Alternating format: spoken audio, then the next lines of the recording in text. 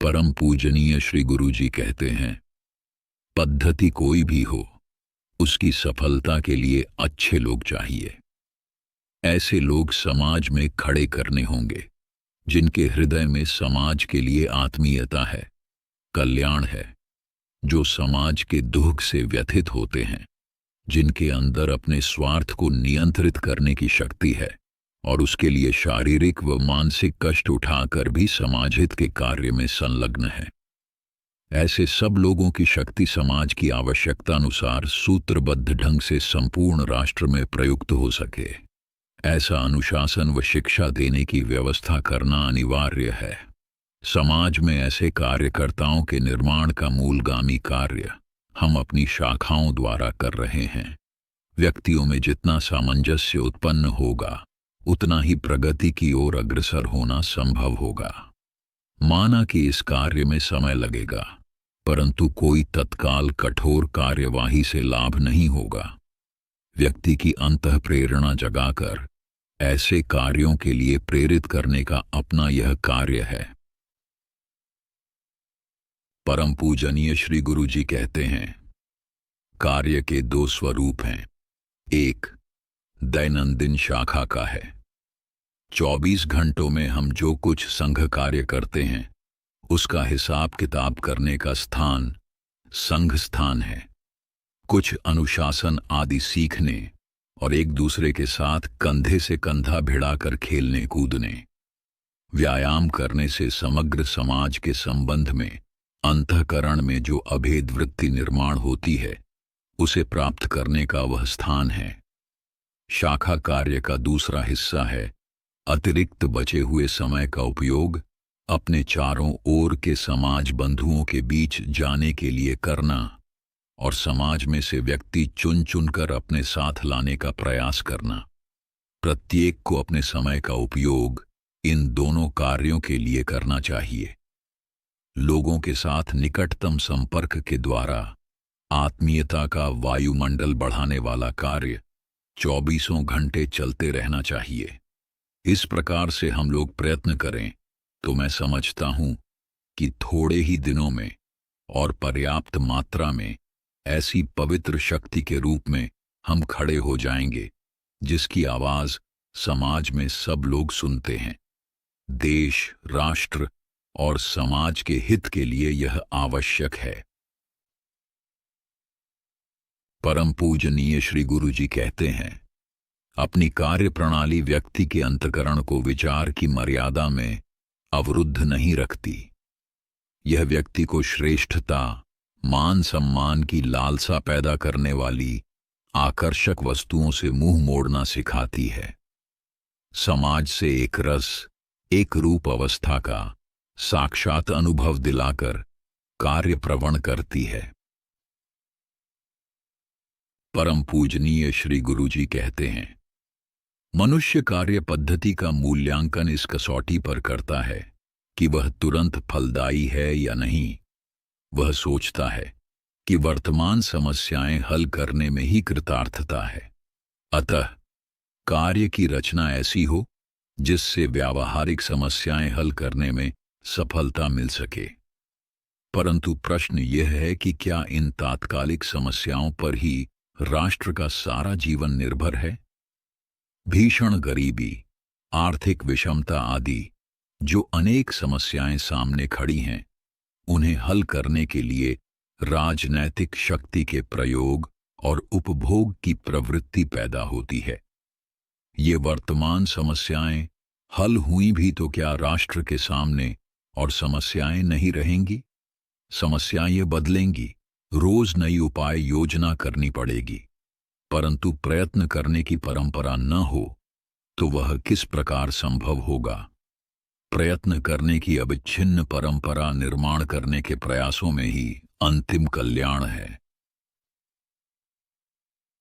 परम पूजनीय श्री गुरु जी कहते हैं, हमारे लोग सोचने लगे थे कि विदेशियों की वेशभूषा, रहन सहन, भाषा, सामाजिक, राजनैतिक और आर्थिक व्यवस्थाओं की नकल करने से प्रतिष्ठा प्राप्त होगी।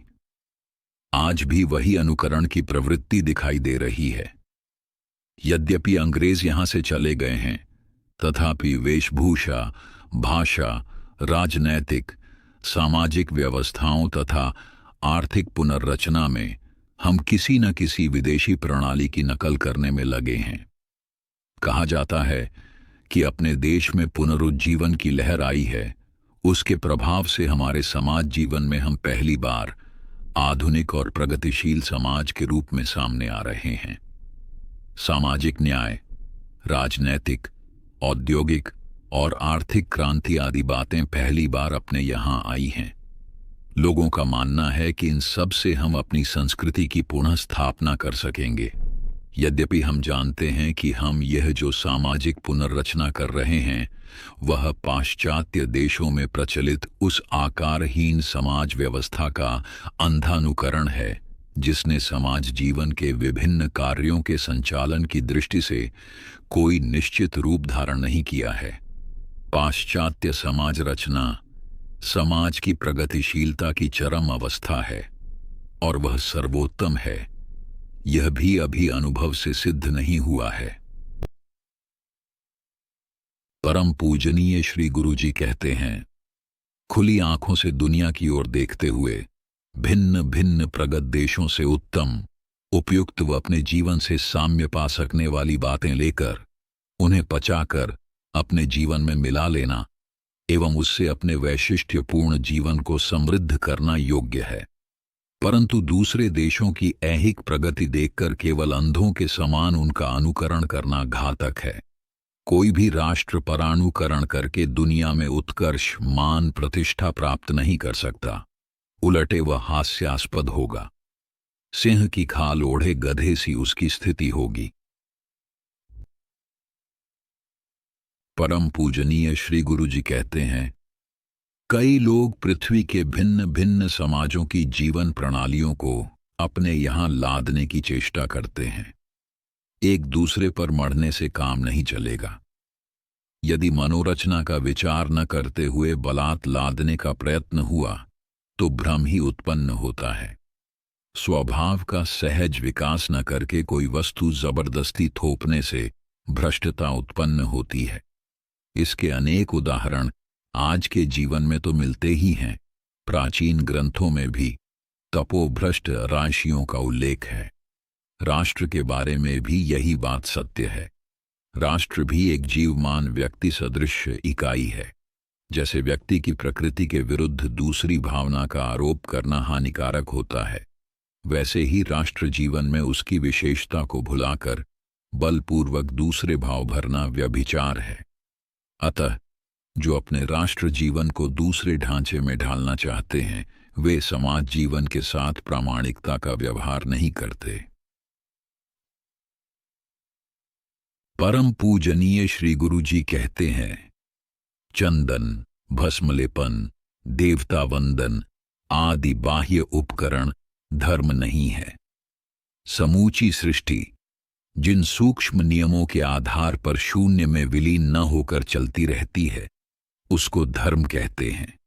उन नियमों का मनुष्य के जीवन में उतरना धर्म होता है। परम पूजनीय श्री गुरुजी कहते हैं, धर्म बहुत व्यापक शब्द है। अनेक अर्थ उसमें समाविष्ट हैं। इस शब्द के संबंध में जाने अनजाने अनेक भ्रम आजकल प्रचलित हैं। इन भ्रमों के कारण धर्म शब्द का ठीक बोध होना सामान्य व्यक्ति के लिए कठिन हो गया है। अपने प्राचीन महापुरुषों ने धर्म की व्याख्या अनेक प्रकार से की है। वे सब व्याख्याएं परस्पर मेल रखती हैं। उन व्याख्याओं में जो सबसे अधिक मान्य और प्रचलित व्याख्या है, यतः अभ्युदय निःश्रेयस सिद्ध्य स धर्म। परम पूजनीय श्री गुरुजी कहते हैं, मनुष्य मनुष्य में भेद उत्पन्न हो गया है और हमारा दुर्भाग्य ऐसा है कि इन भेदों में लोग धर्म को भी घसीट लाए हैं। धर्म सबको एकत्र करने वाला, सबको श्रेष्ठ बनाने वाला सूत्र है, जिसका कार्य ही यह है कि सभी प्रवृत्तियों का समन्वय कर मनुष्य को एक अत्यंत उत्कृष्ट विकसित अवस्था प्राप्त करा देना। पर लोग धर्म का नाम लेकर उसकी आड़ में मनुष्य के बीच भेदों को उग्र, उग्रतर और उग्रतम बनाते जा रहे हैं। यह विभीषिका आज जगत के सामने खड़ी है।